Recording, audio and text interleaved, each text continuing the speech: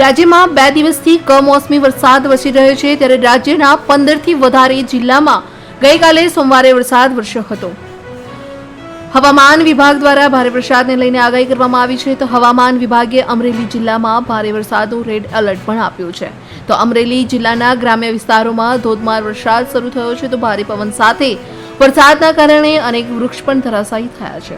અમરેલી જિલ્લાના સતત બીજા દિવસે માવઠાનો માર યથાવત જોવા મળ્યો છે. અમરેલી જિલ્લામાં આજે ભારે વરસાદનું રેડ એલર્ટ હવામાન વિભાગ દ્વારા આપવામાં આવ્યું હતું.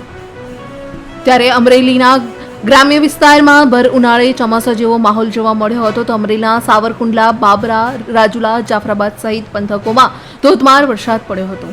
અમરેલી જિલ્લામાં ધોધમાર વરસાદને લઈને ખેતરોમાં પાણી પણ ભરાયા હતા. તો બીજી તરફ સાવરકુંડલાના નાવલી નદી અને રાજુલાની સાજણવાવ ગામે સાંજણી નદીમાં હળવું પૂર પણ આવ્યું હતું.